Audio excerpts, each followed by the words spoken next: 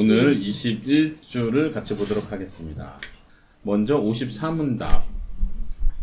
자, 같이 읽어보겠습니다. 거룩한 보편적 교회에 관하여 당신은 무엇을 믿습니까? 나는 하나님의 아들이 세상의 처음부터 마지막 날까지 모든 인류 가운데서 영생을 위하여 선택하신 교회를 참된 믿음으로 하나가 되도록 그의 말씀과 성신으로 자신을 위하여 불러 모으고 보호하고 보존하심을 믿습니다. 나도 지금 이 교회에 살아있는 지체이며 영원히 그러할 것을 믿습니다. 네.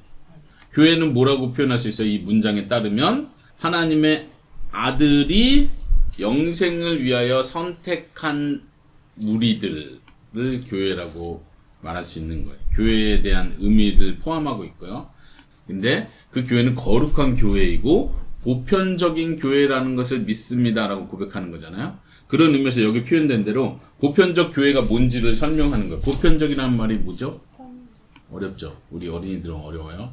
근데 이 말은 뭐냐면 모든 것을 다 포함한다 이런 의미에서 보편적이에요. 그래서 세상 처음 시작부터 세상 마지막 날까지 하나님께 선택받고 예수님 믿음으로 나오는 그 모든 사람을 포함한다 할 때 보편이다 이렇게 표현하는 거예요.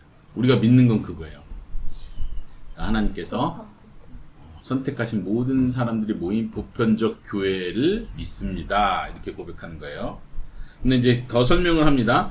하나님의 아들께서 어떻게 해요? 그 다음에 참된 믿음으로 하나가 되도록 하셨다는 걸 믿습니다. 믿음으로 하나가 되는 거예요. 다시 말하면 사람들이 모여서 그냥 서로 친해지고 가까워지고 친구가 돼서 하나가 된다는 게 아니라 같은 믿음, 우리는 하나님을 믿습니다. 구원자 한 분 예수님을 믿습니다. 성령님을 믿습니다. 이런 같은 믿음으로 하나가 된 공동체예요.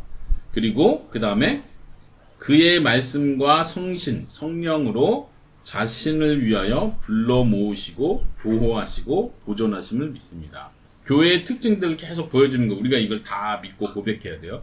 그것 중에 하나는 뭐냐면 예수님께서 말씀과 성령님으로 우리를 보호하신다는 걸 믿는 거예요. 그리고 또 중간에 보면 교회의 목적도 표현돼요. 예수님을 위하여 불러 모으셨다 이렇게 표현하죠. 예수님을 위해서, 예수님이 우리를 통해서 영광 받으시고 예수님 더 높아지고 예수님 찬양받는 그 일을 위해서 우리를 불러 모으시고 또 보호해 주신대요. 그것을 믿습니까?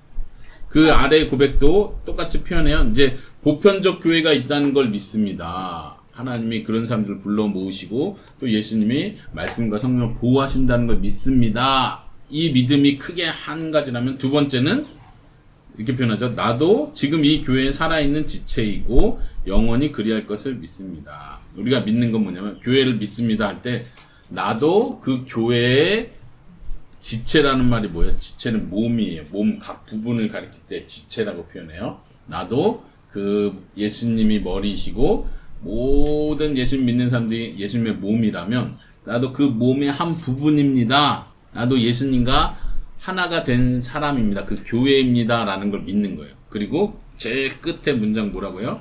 영원히 그리할 것을 믿습니다. 이 말은 계속 예수님의 몸으로 예수님과 함께 한다는 뜻이죠. 다시 말하면 내가 교회에 속하긴 했는데 나중에 또 어쩔 수 없이 나쁜 일이 일어나고 나쁜 죄를 져서 몸에서 떨어져 나갈 수도 있습니다. 이렇게 믿는 게 아니고 왜? 중요한 단어가 있죠? 선택하신 교회이기 때문에. 예, 사실은 여기서 선택이란 단어를 사용하면서 예정론에 대한 확신을 가지고 기록을 하는 건데 다시 말하면 우리가 예수님을 선택한 게 아니고 내가 교회가 될래요, 내가 하나님을 믿고 하나님의 자녀가 될래요 하고 내가 선택하고 내 의지로 하나님의 자녀가 되는 게 아니고 하나님이 나를 먼저 선택해 주셨고 예수님을 믿게 해 주셨다.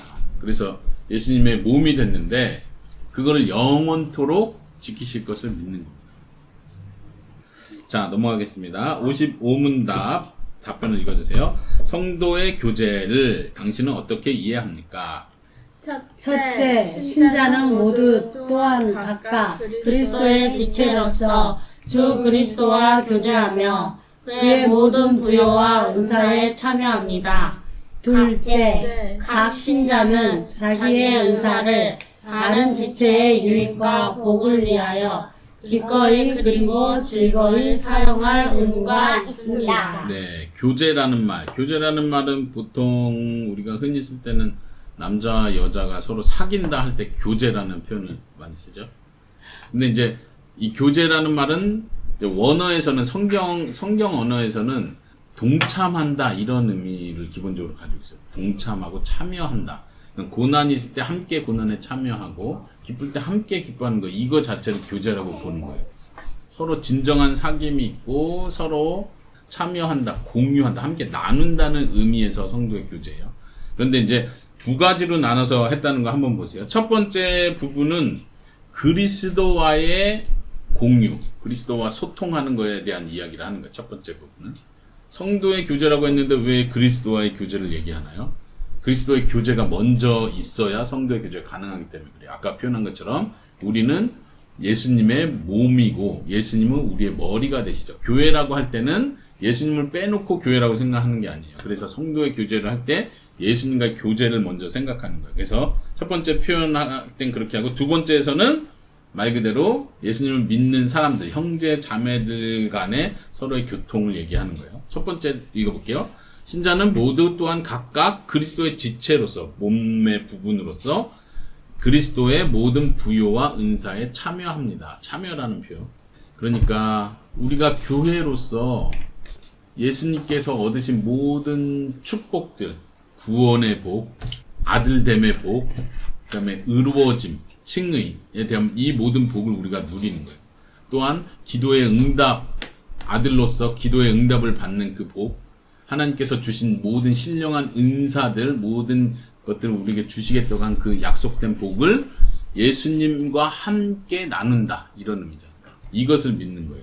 그것을 믿습니까, 여러분? 우리는 복을 누리는 자예요. 왜요? 예수님 때문에. 예수님 덕분에. 자, 두 번째는 각 신자는 자기의 은사라는 건 이것도 기독교 용어긴 하지만 영어로는 무슨 단어죠? 예? 기프트. 기프트를 한국말로 바꾸면 선물. 그래서 선물로 이해해도 좋을 것 같아요. 이게 더 건전한 것 같고. 그래서 각 신자는 자기가 받은, 하나님께 받은 선물들, 재능들을 포함해서 영적인 신령한 모든 복들을 말하는 거예요. 그것을 다른 지체의 유익과 복을 위해서 기꺼이 즐겁게 기쁘게 사용할 의무가 있다는 사실을 믿는 것입니다.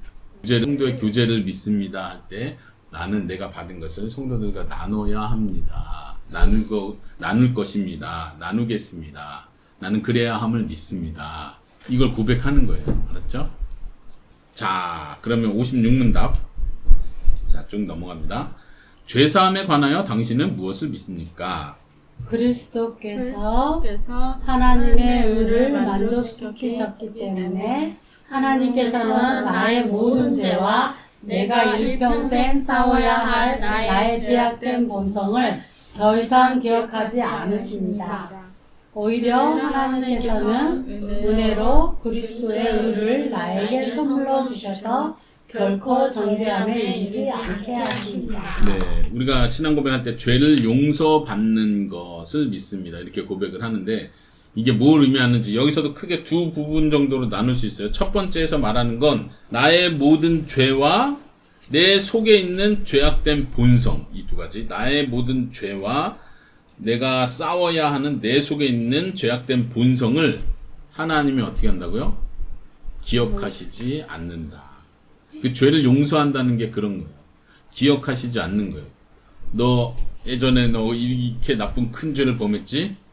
내가 다시 생각해보니까 너 그때 제대로 혼나지 않은 것 같아. 너 그것 때문에 이번에 벌 주겠어.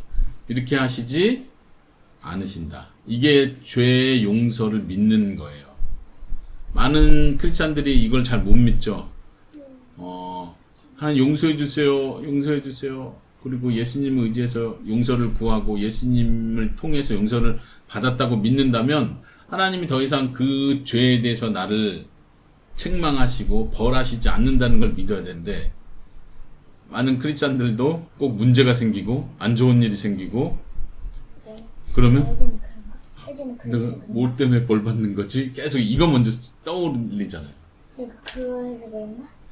이제 우리가 아까도 말한 것처럼 내가 진짜 믿음이 있는 사람인가를 먼저 살펴야 돼. 진짜 믿음이 없는 사람이면 죄 용서도 없어요. 그러니까 당연히 벌 받는 거예요. 근데 진짜 용서받은 사람이라는 확신이 있는 사람은 죄 용서받은 걸 확실히 믿어야 돼요. 다시 말하면 뭐라고요? 하나님이 더 이상 기억하지 않는다. 앞으로의 죄까지, 내 속에 있는 죄, 내가 지은 행동으로 지은 모든 죄까지 하나님이 용서하셨다는 말은 잊어버리셨다는 뜻이에요. 우리도 하나님이 우리를 용서하신 것처럼 서로 용서하는 걸 배워야 돼요. 잊어버리는 거예요. 그것과 상관없이. 자, 두 번째에서 크게 강조하는 건 오히려 하나님께서는 은혜로 그리스도의 의를 나에게 선물로 주시고 그리스도의 의를 나에게 주셔서 정죄함에 이르지 않게 한다. 다시 말하면 심판을 받지 않게 하신다는 뜻이에요. 우리는 더 이상 심판을 받지 않는다는 사실을 믿습니다. 왜요? 하나님이 날 용서해 주셨기 때문에. 최후의 심판은요, 있죠. 모든 사람, 믿는 사람, 믿지 않는 사람, 모든 사람이 최후의 심판대 앞에 설 거예요. 그런데 우리가 심판, 정죄함에 이르지 않게 한다는 걸 믿는다는 게 중요해요. 심판대 앞에 서지만 그 정죄, 죄를 정하고 유죄 판결을 받아서 형벌이 선고되는 그런 심판에 이르지 않는다는 뜻이죠. 예, 이것이 용서받은 것을 고백할 때 우리가 고백하는 거예요. 두 가지로. 첫 번째는 하나님이 나의 모든 죄를 잊어버리셨다. 왜요? 예수님 때문에, 예수님의 구속 때문에. 그리고 두 번째는 하나님께서 나를 최후의 심판, 최후의 정죄에 이르지 않게 하신다. 이 두 가지를 믿습니까? 아멘.